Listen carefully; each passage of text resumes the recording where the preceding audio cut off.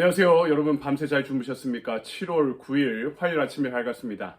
오늘도 하루를 시작하며 하루 한 말씀, 주님의 말씀 붙잡고 묵상하고 기도하면서 출발하는 여러분 은혜의 하루 함께 보내시기 바랍니다.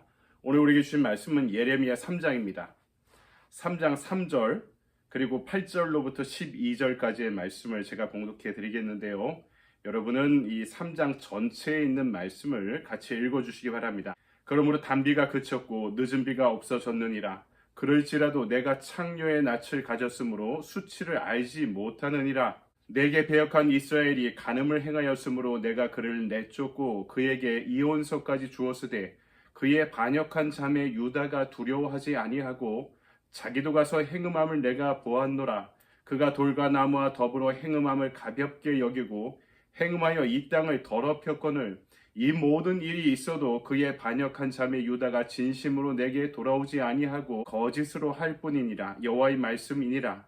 여호와께서 내게 이르시되 배역한 이스라엘은 반역한 유다보다 자신이 더 의로움이 나타났나니 너는 가서 북을 향하여 이 말을 선포하여 이르라.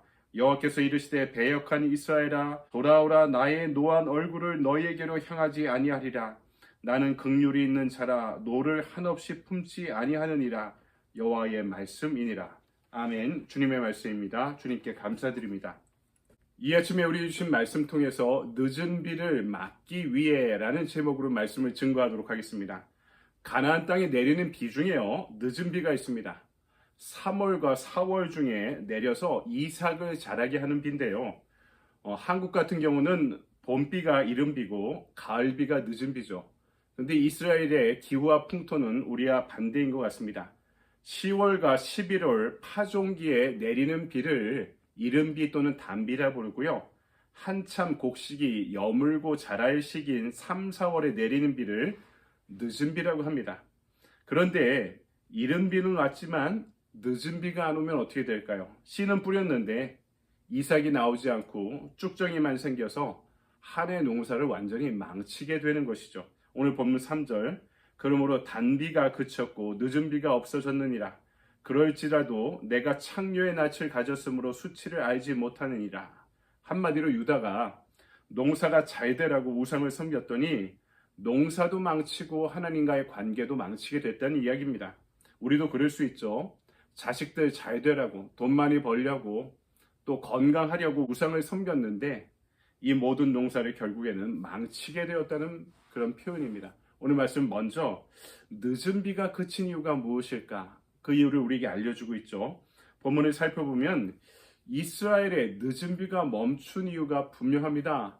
행음과 배역 때문입니다. 두 가지 원인 때문이죠. 행음, 지금 말로 쉽게 표현하면 바람을 피는 겁니다. 육체적이고 정신적이고 영적인 바람, 영적인 행위 모두를 뜻하는 단어입니다. 예수님께서는 심지어 마음속의 행음도 문제라고 우리에게 알려주지 않으셨습니까? 그런데 지금 이스라엘 민족의 행음은요, 개인적인 차원을 넘어서 민족 전체가 우상을 섬기는 영적 행음으로 지금 자리 잡고 있는 것입니다. 우리가 교회 오면 별 재미없고 예배드리면 졸음만 오는데 세상 나가면 재미있고 즐길 게 너무나 많다? 여기서 여러분 우리의 영적 행음이 시작되는 것입니다. 이런 이들의 마음밭에 말씀의 씨앗이 뿌려져도 싹이 나지 않습니다. 마음이 자갈밭이 되었기 때문이죠. 이렇게 행음한 자들은 곧이어 배역을 하게 됩니다. 이 배역이란 말은 은혜를 저버리고 배반한다는 뜻이죠. 그런데 영어 성경을 보니까 어떤 버전의 영어 성경에서는 이 배역이란 단어를 backsliding 이렇게 재미있게 번역해 놓았습니다. 뒤로 미끄러지다 라는 뜻이죠. 신앙생활 열심히 했는데 잘하다가 뒤로 미끄러지는 것, 이것이 하나님을 배반하는 것이다 라고 일컫는 거죠.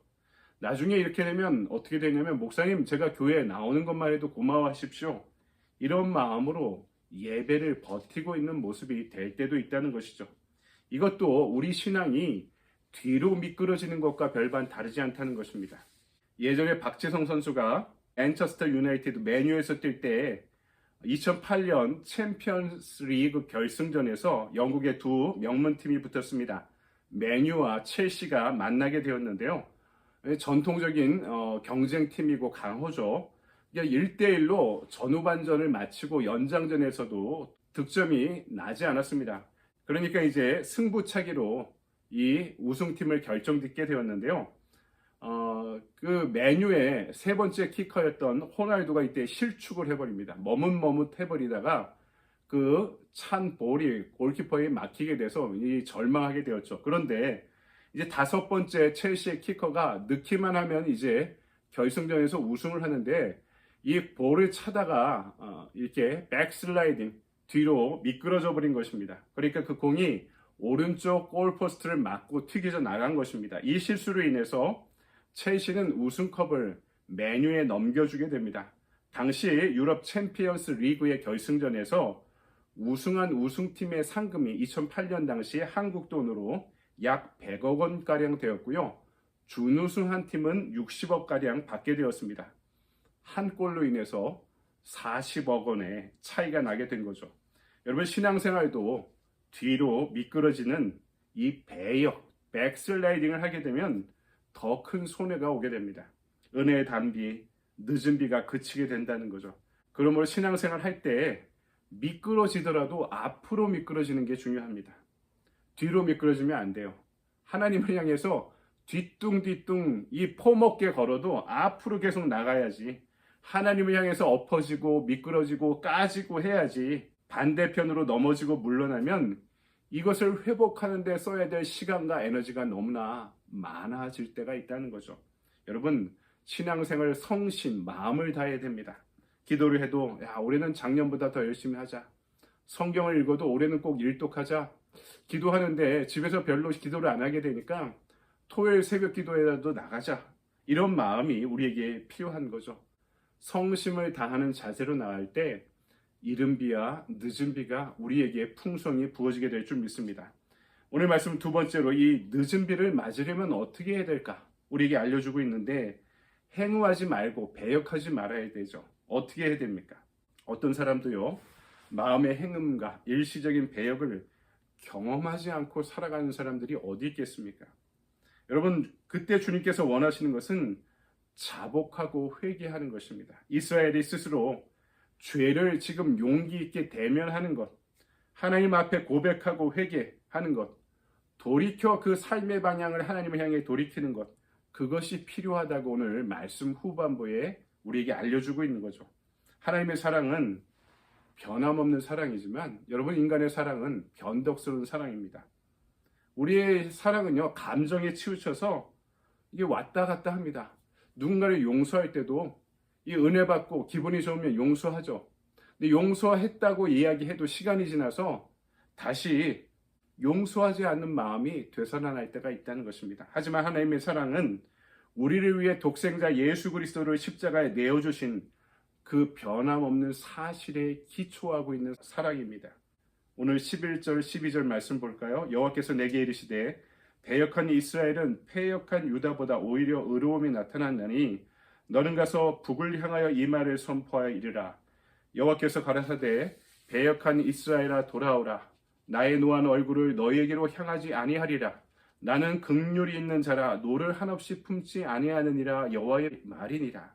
그리고 13절에 보면 자복하면 누구든지 용서하겠다고 말씀하십니다. 이 말씀에 하나님의 용서하시는 성품이 잘 드러나고 있죠. 오늘 우리를 향한 하나님의 변함없는 사랑인 줄 믿으시기 바랍니다. 우리의 사랑은 감정에 치우쳐서 지금 용서해도 나중에는 용서할 수 없는 뒤끝이 남는 사랑이지만 하나님의 용서, 하나님의 사랑은 예수 그리스도의 십자가 그 부활로 우리에게 입증된 사랑, 사실에 기초한 사랑이기 때문에 우리가 믿고 의지할 수 있는 것입니다. 하지만 우리의 근본적인 딜레마는 우리 자신 안에 회개할 능력이 없다는 것입니다. 그래서 회개는 내 의지로부터 시작하는 것이 아닙니다. 주님의 은총의 꼴을 먹는 이들의 자연스러운 결과인 것이죠. 그래서 우리는 언제나 죄의 자리에 서 있지 말고 은혜의 자리에 서 있으려 해야 됩니다.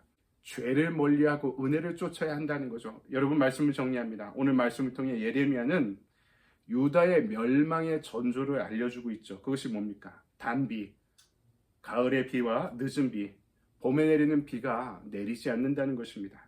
그러면 추수에 실패하게 되죠. 먹고 살 것이 없어진다는 것입니다.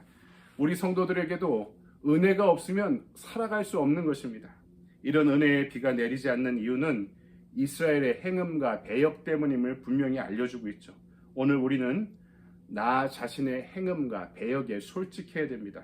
나의 있는 그들에 의해 죄의 문제와 연약함을 받아들이고 해결할 줄 알아야 됩니다. 그러하기 위해 은혜 받는 자리에 될 수 있는 대로 매일 그리고 자주 그리고 변함없이 그 자리를 찾아야 한다는 거죠. 여러분 그 은혜의 자리 맨 앞에 서시기 바랍니다. 주님께서 저와 여러분에게 회개의 영을 그리고 회복의 영을 부어주실 줄 믿습니다.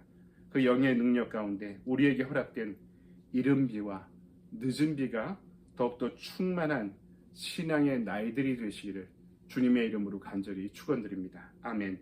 적용의 질문입니다. 진실한 회개만이 관계를 회복한다는 선지자의 말씀을 들으며 오늘 내가 행음과 배역을 떠나 하나님을 향해 돌아오기에 무엇을 결단하고 실천하겠습니까? 백슬라이딩 하지 말고 또 하나님보다 더 사랑하는 것이 있는 행음을 행하지 말라라고 말씀하죠. 오늘 주신 말씀 가운데 구체적인 액션 플랜은 여러분이 세워보시기 바랍니다. 행음과 배역을 떠나 하나님을 향해서 내가 결단하고 실천할 것을 묵상하고 찾을 수 있는 그리고 좇을 수 있는 저와 여러분의 은혜의 하루가 되길 바랍니다. 오늘도 좋은 하루 보내십시오. 감사합니다.